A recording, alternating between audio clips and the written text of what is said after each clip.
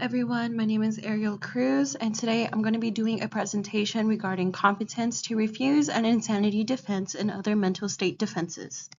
So first things first is going over the origins of parens patriae, which translates to power of the nation. The definition of parens patriae is the power of the state to act as a parent by being able to intervene in certain situations, referring to the state acting as a legal authority by being able to make decisions on a defendant's behalf if they are deemed incapable of doing so. So for individuals who are identified as being vulnerable or incompetent, parens patriae gives the freedom to the state to make life-changing decisions. So what is competence? Within a criminal proceeding, the definition of competence is if the defendant possesses a sufficient presentability to consult with their lawyer within a reasonable degree of understanding. Referring to the book, specifically Melton, the court stated that the test must be whether the defendant has sufficient presentability to consult with their attorney within a reasonable degree of rational understanding of the proceedings against him. The significance of this is because it prevents convictions, specifically wrongful convictions, of individuals who are not fully capable of understanding the charges or the legal process. The importance of competence came to light during the 1960 case of Dusky versus United States.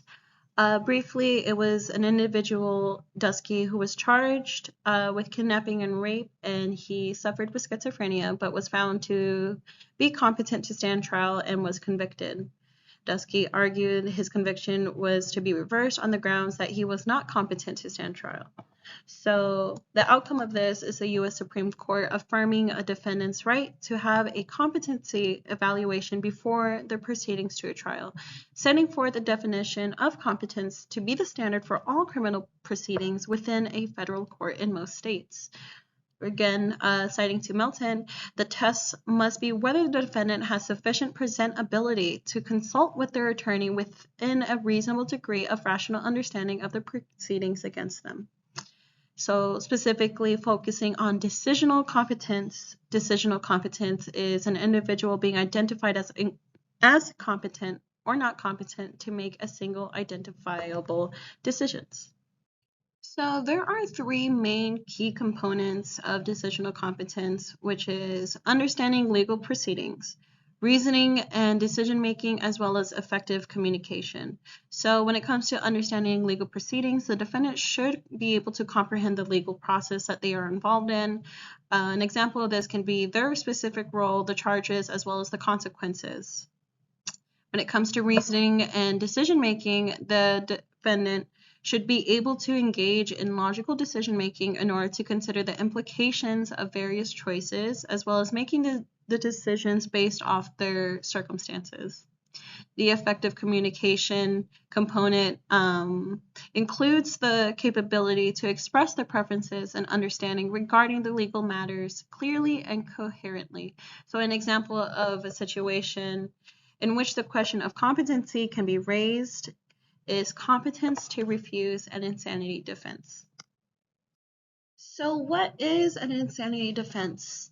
The insanity defense is a legal strategy that can be used in certain jurisdictions. The insanity defense states that an individual charged with a crime to plead not guilty by reason of insanity. The defense of the defendant can argue their actions was due to some sort of mental illness or disorder that made them incapable of being able to understand the wrongdoings of their actions at the time of the crime.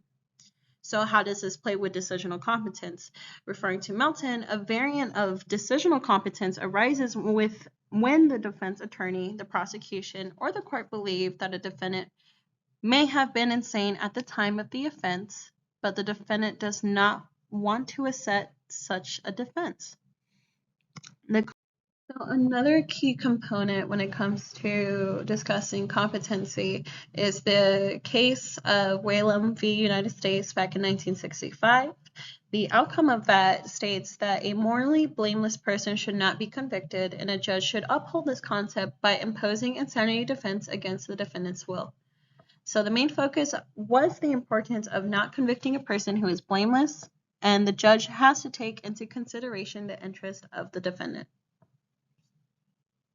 It is important to state that the Whalum v. United States was overturned by United States v. Marble in 1991.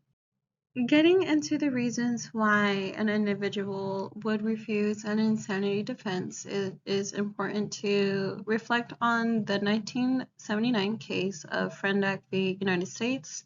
The outcome of that is that a judge could not impose an insanity defense of the defendant's objections. The Frendak court specifically states that respect for a defendant's freedom as a person mandates that they are permitted to make fundamental decisions about the course of the proceedings. So why would a defendant refuse an insanity defense? According to Milton, there are 5 main reasons. One being an objection to the quality of treatment the individual would receive if committed. 2 being an insanity acquittal may result in a longer time period of being confined as opposed to a conviction. 3 being the defendant may view the crime as a religious or a political act in which an insanity defense would negate. Number 4, the defendant may wish to avoid any sort of stigma that may be related to their mental disorder or illness. And 5 being the commitment to the mental health system may result in the loss of their legal rights. Getting into more of the importance of Frendak versus United States, a trial must impose the insanity defense upon defendants regardless of their well-considered rejection of the defense, if there is a sufficient question as to their mental responsibility at the time of the crime.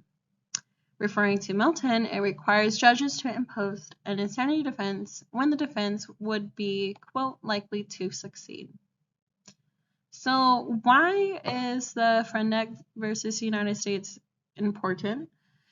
It is because the majority of the jurisdictions that we see currently follows Frendak, which we can consider now to be the proper standard for the decisional competence on when a defendant may refuse an insanity defense.